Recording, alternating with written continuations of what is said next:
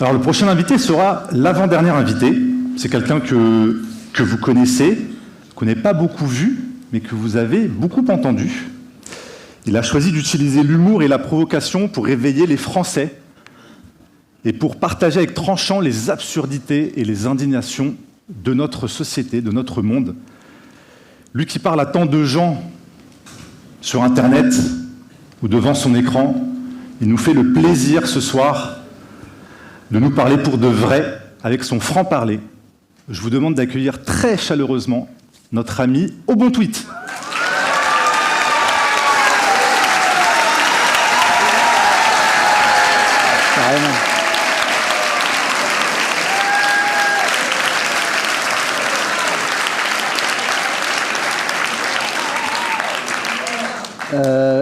Bonsoir à tous. Merci pour cet accueil, ça fait très très plaisir. Je n'ai aucune idée de ce que je fous là. Absolument aucune. Non mais vraiment, c'est-à-dire je ne sais pas comment je me suis retrouvé là. Donc je vais essayer de vous raconter quand même un peu comment les choses se sont passées. Donc ça a commencé en 2013, donc à l'époque j'étais ce qu'on appelle un pubard. Et j'étais, voilà... mais j'avais beaucoup voyagé, notamment au Moyen-Orient, et c'était à l'époque de la guerre en Syrie, et on nous racontait énormément de conneries sur la guerre en Syrie. Et voilà, et donc je me disais, bon, c'est quand même un peu embêtant, moi je connais un peu tout ce sujet, voilà, donc je vais commencer à en parler. Donc j'ai fait 1 ou 2 messages sur Facebook, je me suis fait insulter, et là je me suis dit, il faut être plus malin que ça, donc j'ai créé un compte Twitter, et c'est là où j'ai créé le compte Au Bon Tweet, voilà, parce que je voulais m'exprimer sans perdre tous mes amis, que j'ai fini d'ailleurs par perdre par la suite, non sans avoir été invité à des dîners du mercredi soir où on me demandait de parler du 11 septembre, de la Lune, de toutes ces conneries. Bref, j'étais tranquille dans mon coin à insulter tout le monde. Et non, parce que c'était un peu la marque de fabrique. Et puis, alors, ça a commencé, un jour, je reçois un appel de Clémence Oudiakova, qui me dit, écoute, voilà, je suis en train de faire un bébé, et juste après, je monte un média, donc est-ce que tu veux bien venir faire des chroniques sur ce média? Je lui dis, écoute, je n'ai jamais fait ça, donc je ne sais pas si c'est une bonne idée. Elle me dit, t'inquiète, ça va bien se passer. Voilà, et donc depuis, toutes les semaines, je passe le quart d'heure le plus inconfortable de ma semaine, parce que je déteste parler en public. Voilà, mais bon, au bout de 2 ans, j'ai appris à gérer plus ou moins le stress, d'autant plus que chez Top. Et ben voilà. On m'entend? Ouais. D'autant plus que chez Toxin, j'ai en face de moi Clémence et L'Oréal, donc ça, c'est pas trop... voilà. Et là-dessus, il y a Marc qui m'appelle et puis qui me dit écoute, on refait la même Nexus qu'au mois de septembre, viens parler, voilà. Et comme Marc, c'est un pote et que c'est un des mecs les plus cools de la Terre, on peut rien lui refuser, mais je le déteste là en ce moment. Mais vraiment, je te déteste, Marc. Bref, non, mais en fait, c'est comme si Clémence avait pris mon cauchemar pour en faire une espèce de réalité hebdomadaire et que Marc avait dit tu sais quoi, on va pimenter le truc un peu plus, tu vas faire ça devant, je sais pas combien vous êtes, mais beaucoup. Tout ça pour vous dire que je suis absolument tétanisé. C'est la première fois que je suis sur une scène. Je suis absolument tétanisé. Il n'est pas exclu que je parte en pleurant et en suçant mon pouce. Voilà. Il n'est pas non plus exclu que je vous fasse un petit collapse sur scène. Alors c'est pour ça que je ne vais pas me mettre trop au bord, parce que je n'ai pas non plus envie de me retrouver à l'hôpital, parce que surtout en ce moment, ils sont quand même en train de vacciner à tour de bras, parce qu'ils ont lancé la saison, donc on va éviter ce contact. Et alors, moi je me suis dit, bah, tiens, pour me calmer, je vais prendre 5 cafés. C'est une super mauvaise idée. Et là-dessus, mon ami m'a dit, bah écoute, si tu veux, j'ai des pastilles qui aident à gérer le stress. Ok, donc j'en ai pris 6 avant de voir sur la boîte qu'il y avait, si on en prenait trop, il y avait un effet laxatif. Et je vous jure que c'est vrai. Mais là, tout va bien, je gère pour l'instant. Bref, tout ça pour vous dire que bah, maintenant que je suis là, il va bien falloir que je vous parle de quelque chose. Et j'ai décidé de vous parler de l'expérience de Milgram. Alors comme là, on est quand même dans un milieu complotiste, etc., tout le monde en a plus ou moins entendu parler. Donc c'est une expérience qui date de 1963, mais vous allez voir, parce que je ne vais pas vous raconter, enfoncer des portes ouvertes. Donc c'est une expérience qui date de 1963 et qui met en scène 3 personnes. Donc il y a 2 comédiens et une personne réelle. Les 2 comédiens, c'est l'autorité en blouse blanche, et l'autre comédien, c'est la personne qui fait semblant de souffrir. Parce que donc, le but du jeu, c'est qu'on pose une question à une personne qui répond mal, et il y a une 3e personne qui est une vraie personne, pour le coup, à qui on demande d'envoyer des décharges. Et plus ça va, plus les décharges sont fortes, et donc l'autre comédien hurle de douleur. Voilà, et on voit des mecs qui continuent à envoyer des décharges, et certaines décharges peuvent même être mortelles, et les mecs sont au courant. Donc voilà, c'est l'expérience, et cette expérience a montré que 80% des personnes étaient capables d'aller jusqu'à la décharge mortelle. Donc voilà, c'est quelque chose de très connu. Voilà, vous allez me dire, si tu es venu nous parler de ça. Alors, en même temps, non, mais c'est pas parce que je paye pas que je vais me faire chier sur 7. Et je trouvais intéressant de le rappeler parce qu'en fait, il y a une 2e partie de cette étude dont on parle jamais et qui dit que sur ces 80% capables d'entraîner la mort juste par obéissance à une espèce d'autorité, il y en a 60% qui peuvent changer d'avis à partir du moment où ils sont confrontés à une autre vision des choses. Donc ça, c'est la première bonne nouvelle, parce que l'homme n'est pas cruel, l'homme souffre d'isolement moral. Donc s'il est seul à douter, il se tait. Dès qu'il commence à voir qu'on est plusieurs à douter, là il se met à ouvrir sa gueule, et ça c'est quand même très très intéressant, parce que ça veut dire que les individus sont dépendants du contexte et du regard des autres, et ils ne sont pas naturellement méchants. Et la 2e bonne nouvelle, c'est que l'obéissance massive n'est pas une fatalité. L'obéissance massive, elle est fragile, elle est réversible et elle est contagieuse, tout comme la désobéissance. Voilà. Et l'autre jour, parce que j'ai quand même un petit peu bossé pour... voilà. Et j'avais une grande discussion avec ChatGPT, et donc je lui disais, bon, voilà. Non, mais alors, je lui disais, donc toi, tu fais tout mieux.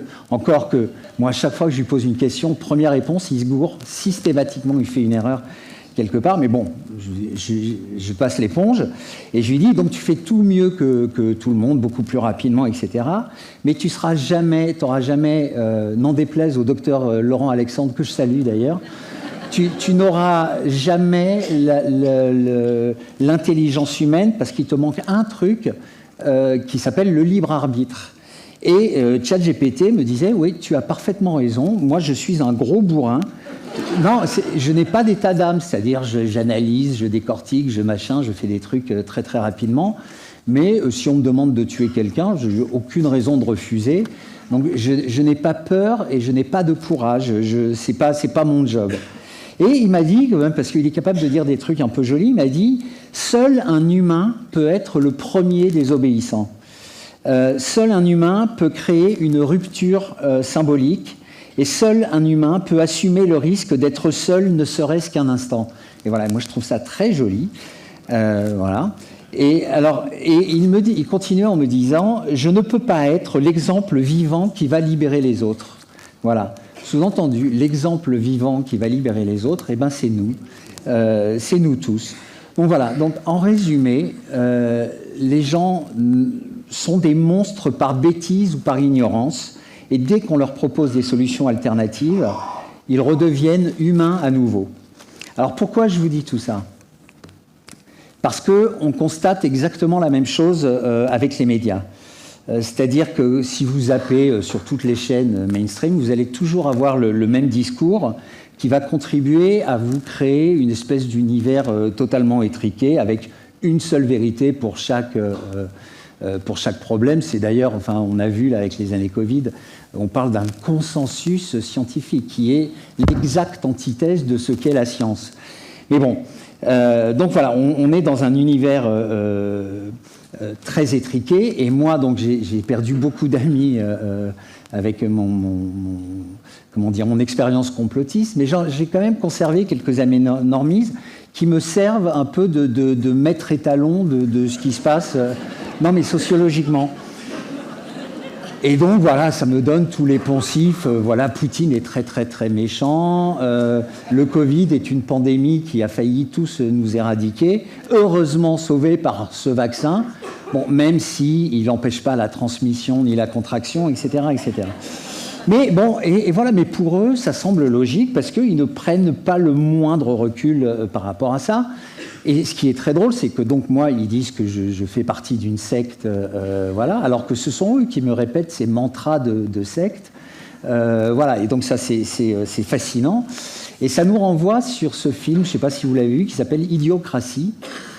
Et qui est un film, voilà, une espèce de film, c'est très mal fait, très mal joué, etc., mais qui raconte l'histoire d'une humanité qui, à force de pensée unique, devient d'une stupidité monumentale. Hi, voilà. I'm Fox San Antonio's Jessica Headley. Alors, pas encore, mais bientôt. Alors, voilà, et donc ce sont des gens qui font absolument n'importe quoi. C'est un mec qui est envoyé dans une machine à remonter le temps et qui arrive dans ce truc où les gens sont vraiment des abrutis. Et voilà, et par exemple, ils arrivent à rien faire pousser parce qu'on leur dit qu'il faut arroser les plantes avec des sodas parce que ça contient de l'électrolyte. Et voilà, et le mec arrive et puis il dit « Mais non, essayez avec de l'eau, vous allez voir, ça marche ». Et le mec, il dit, mais non, ça contient de l'électrolyte. Et le mec dit, essayez, vous verrez. Et voilà, et les plantes poussent avec l'eau, donc le mec devient président, parce que c'est le moins con de tous. Non, mais vraiment, et voilà. Et donc ce film, il est marrant, etc. Mais il interroge, parce qu'on est quand même un peu en train de se demander si on ne prend pas cette direction. Non mais vraiment, parce que moi quand j'entends des gens, et notamment quand j'entends les médias mainstream répéter leur mantra, je me demande, voilà. Donc on se dit, en voyant ce film, c'est impossible qu'on devienne aussi con. Je crois pas. Si on peut voir la vidéo. Ah bah voilà. Non mais en plus, moi, comme je déteste être là, donc je dois attendre maintenant que...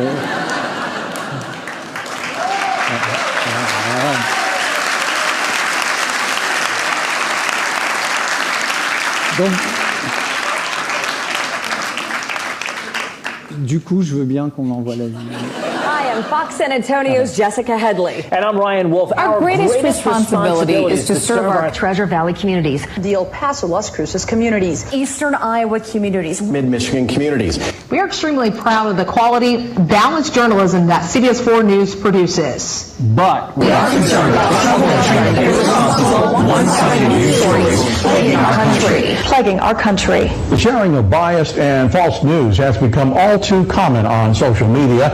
More alarming, some media outlets publish these same fake stories without checking facts first. The sharing of biased and false news has become all too common on social media. More alarming, some media outlets publish these same fake stories without checking facts first. Unfortunately, some members of the media use their platforms to push their own personal bias and agenda to control exactly what people think. And this is extremely dangerous to our democracy. this is extremely dangerous to our democracy. This is extremely dangerous to our democracy. This is extremely dangerous to our democracy. This is extremely dangerous to our democracy. This is extremely dangerous to our democracy. This is extremely dangerous to our democracy. This is extremely dangerous to our democracy. This is extremely dangerous to our democracy. This is extremely dangerous to our democracy. This is extremely dangerous to our democracy. This is extremely dangerous to our democracy. This is extremely dangerous to our democracy. This is extremely dangerous to our democracy. This is extremely dangerous to our democracy. This is extremely dangerous to our democracy. Voilà.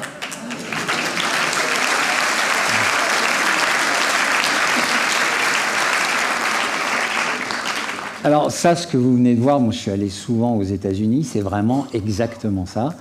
Ça s'appelle Mockingbird, et c'est un programme de la CIA qui a été lancé en 1948. exactement au moment d'ailleurs de la création de l'agence, c'est peut-être même leur premier job. Donc voilà, c'est d'enfermer les gens dans une espèce de pensée unique, complétée évidemment par les programmes d'éducation à l'école.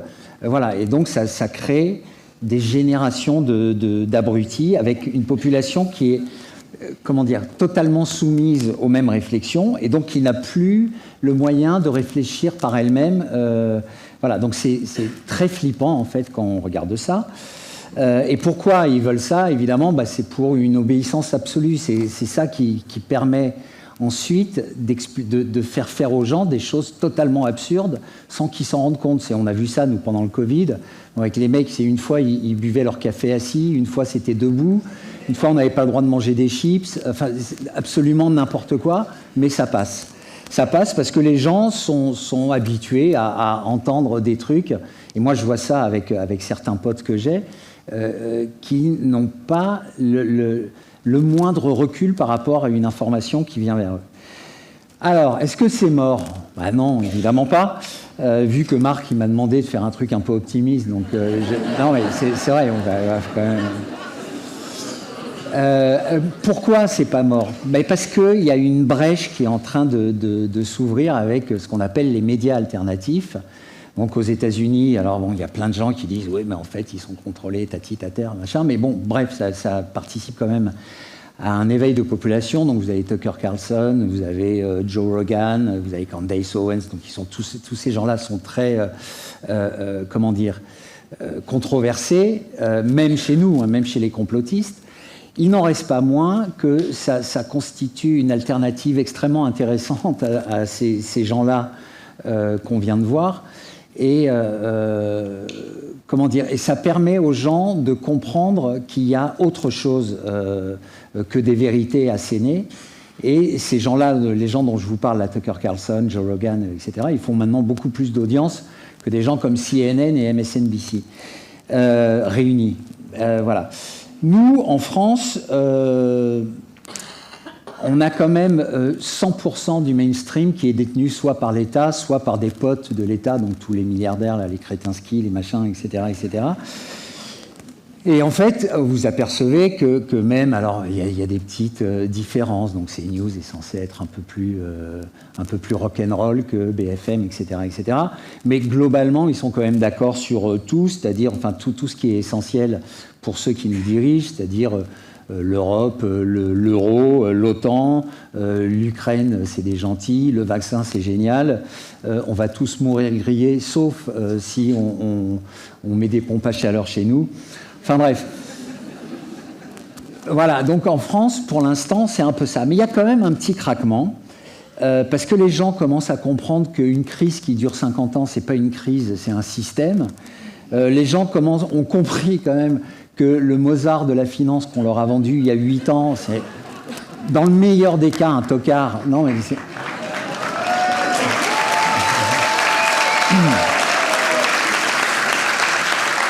Alors, si jamais il y a les gens des RG qui... je suis désolé, j'ai pas d'autre... Donc, dans le meilleur des cas, c'est un tocard, et dans le pire, c'est un traître.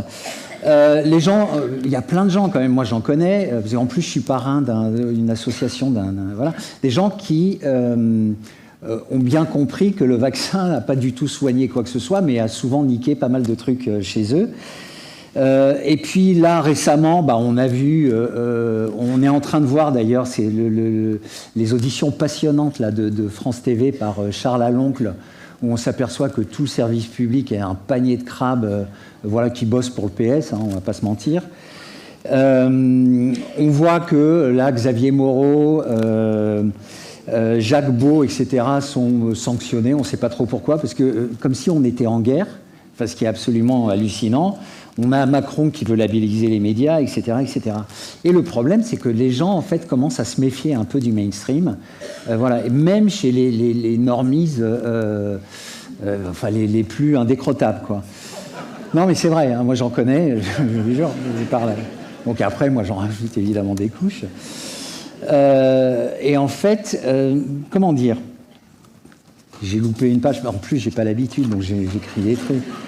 Oui, voilà. Alors, c'est là que nous, on intervient. Donc, alors, moi, pour ceux qui ne savent pas, je fais une chronique chez Toxin. Et Toxin, en général, dans ses matinales, maintenant, arrive sur YouTube, en tout cas, au niveau je ne sais plus, RMC, etc., etc. Donc, ça commence pas mal. Il y a GPTV, je ne sais pas si Mike est quelque part, voilà. Voilà, bravo. Qui, à chacune de ces vidéos, fait des centaines de milliers de vues.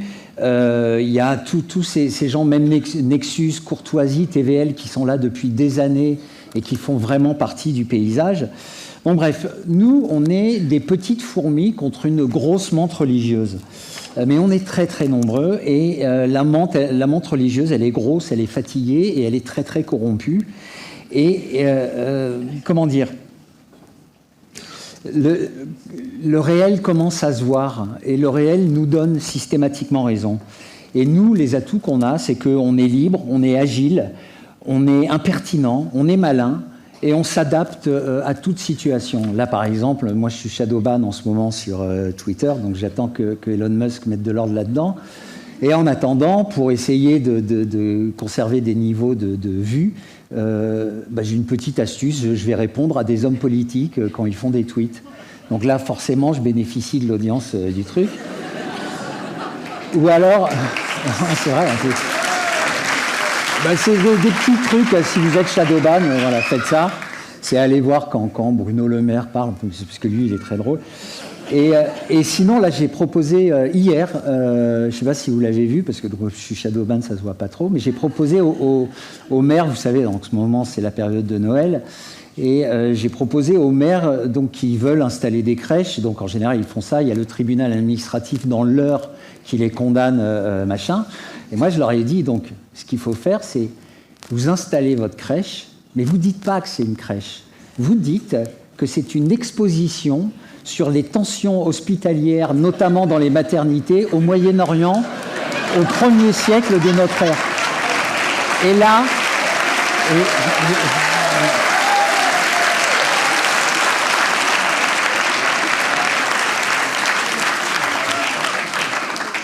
Dans le cul, les juges gauchistes. Voilà, tout ça pour vous dire que l'heure de la désobéissance a sonné. Donc, vous pouvez être le premier désobéissant de votre entourage, donc parce que vous avez certainement plein de gens dans votre entourage qui sont encore un peu dans l'esprit normie. Chacun peut être cette rupture symbolique et chacun peut être cet exemple vivant qui libère les autres. Alors ça, c'est pas de moi, c'est ChatGPT parce qu'il dit... Non, parfois, il est capable d'une certaine forme de poésie. Moi, j'avais bien aimé. Voilà, oui. Alors c'est le moment idéal parce que les gens commencent quand même à comprendre qu'on leur met des bonnes douilles, hein, quand même. Parce que entre le gouvernement qui est un foutu de faire autre chose que créer des impôts, entre ce qu'on est en train de voir avec les éleveurs, ce qui est absolument abject. La guerre, les mecs qui veulent nous emmener dans une guerre qui ne nous concerne pas, etc., etc. Donc bref, et surtout les gens commencent à comprendre qu'ils sont dirigés par une engeance, parce qu'il n'y a pas d'autre mot, qui ne pense qu'à sa gueule, qu'à ses propres intérêts et qu'à son train de vie. Voilà, donc il suffit d'être encore un peu plus nombreux pour que le ventre mou, vous savez, de la population, celui qui se sent bien toujours dans la majorité, bascule. Donc on n'est pas si loin que ça, en fait, et un seul nom audible fait vaciller la machine entière. Et comme je suis au bon tweet, je ne terminerai pas cette allocution sans leur dire d'aller se faire enculer. Voilà. Merci. Merci à tous.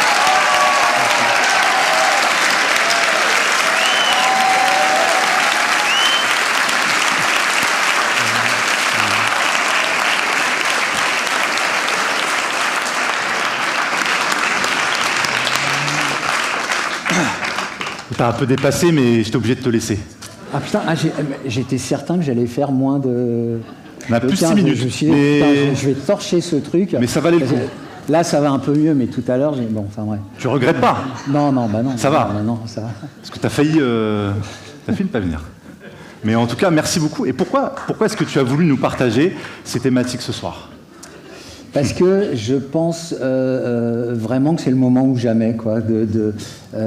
Voilà, faut désobéir. Il faut, je sais pas, par exemple, moi, les éleveurs, là, ce qui s'est passé, moi, ce que je ne comprends pas, c'est pourquoi les mecs vont toujours tout déclarer, quoi. Donc, non, mais voilà, c'est démerdez-vous entre. Non, mais c'est vrai.